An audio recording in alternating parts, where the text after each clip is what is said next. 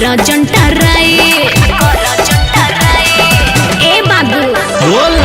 बाबू साहेब पांडे जी जब धोइले न कलाई तोहरा से न कुछ होई कर जंटा राय करेले फुटानी ऐसन बात का बतोरा में जादो जी के लइका तोरा टांग ले कोरा में जादो जी के लइका तोरा टांग ले कोरा में पिटाई के बका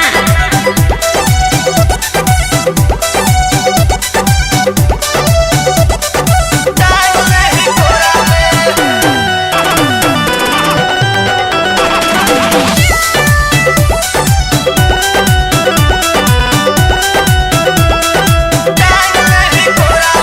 लगी हवा लहंगा के तू जइबा आपा खोई सब जी पसवान नहीं कैलस पूछो कोई सब जी पसवान नहीं कैलस पूछो कोई जगह गोरी तू करौले बड़ू लड़ाई चाह गली जे जइबू समय आना से टंगाई नाची हमरा मिले पैसा भर भर के बोरा में जादो जी के लइका तोरा टांग ले कोरा में अरे क्या बोलते हो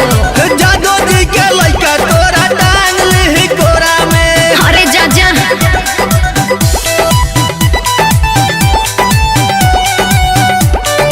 टांग ले कोरा में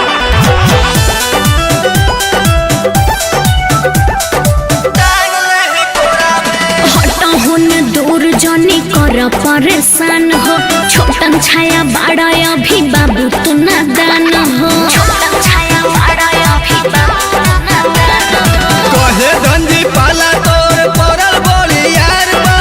एरिया के पूरा लइका जादो जेरंदार बा गोयल बनी गाह तोहर चोली के टिकोरा में जादो जी के लइका तोरा टांग ले कोरा में ऐसा ना हुई जादो जी के लइका तोरा टांग ले कोरा में अरे चुपचाप बैठ के देखे के बता देखा न ता जा